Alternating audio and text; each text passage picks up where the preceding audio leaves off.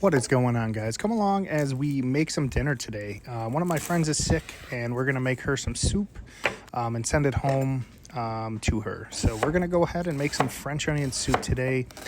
You start with, I did 12 Vidalia sweet onions, and I really am a big fan of this Japanese chef's knife that I've received. So I just want to take you guys along on a cooking journey. If, I'm ever at a deer camp or, hanging out with people, my passion is cooking food. So we went ahead and we did that today. As we, slice up these onions and get them, nice ribbons off of them. They're kind of even slices, so everything breaks down. It does seem like a lot when you do 12, but the onions do cook down over time. And then make sure when you get them in your big kettle, you put some salt on them to get all the moisture out.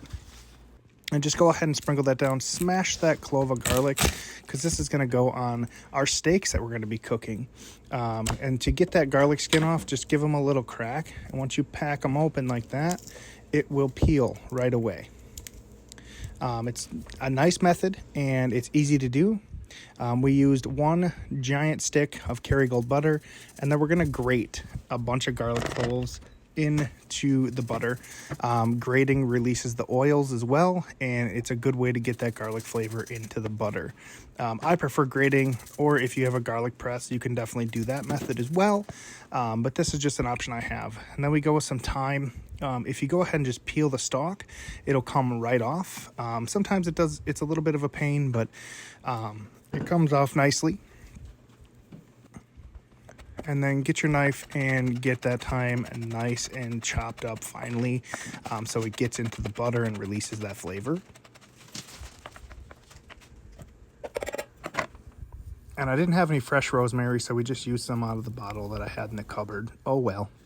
And then I laid down some cling wrap, and I went ahead and threw that butter in there.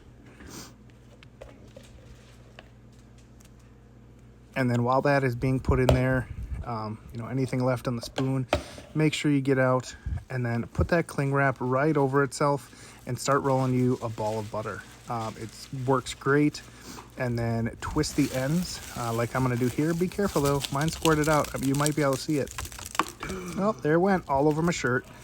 Shit happens. But then you put it in there, give it a little nappy nap in the fridge, and your onions are breaking down. Give them a stir and let them just keep going. Then we got some sourdough. We're going to go ahead and chop this up and get this made into croutons. And then go ahead and cut them into bite-sized cubes. Once the croutons are cut into bite-sized cubes there, you're going to go ahead and throw them on a baking pan and then spray them down with either some olive oil spray or some butter spray, whatever you want. And then toss them together. Make sure they get evenly coated. And then we're going to get our steaks prepared here. We're all going with the fillets. They were on sale today, so I bought 8 of them. And then while I'm prepping those, waiting for the oven to come up, we're going to throw in our broth. We're going to go beef broth, chicken broth, alternating. We're going to go a total of 4 quarts of broth. And then I have a secret ingredient that I forgot to add on the camera, but I will tell you about it. My secret ingredient is about a shot of brandy, just as the onions are starting to caramelize, so it cooks off. You can also put it in the broth if you want. Just make sure you boil it so it does, release some of the alcohol. And then we take a bundle of thyme for that French onion soup, tie it up, clip the ends off the string, and we're going to toss that in there and let that come up to a rolling boil. Croutons are done. Pull them out, get them cooled down for the soup, and let them wait nice and brown. And then we're going to go ahead and pop the steaks in the oven. The oven is set for 225 degrees because what we're doing here is a reverse sear method.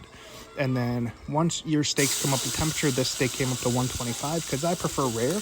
Go ahead and plop that steak down in the pan. We're going to flip that, and we got a nice crust going on there.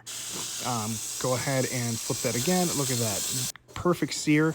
Take that butter that we had before. It has now firmed up, and we're going to go ahead and plunk a little coin of butter on those steaks. Look at that juiciness. It is so good. Make sure to let your steaks rest for about 10 minutes, French onion soup has become done. We're gonna go ahead and put that in a little crock that I have in my cabinet. I think I got those on Amazon. They were like 14 bucks. Then we're going ahead and plunk some cheese in there, and it is ready to serve. Check out the center of this steak though. Perfectly rare all the way through. Thank you guys.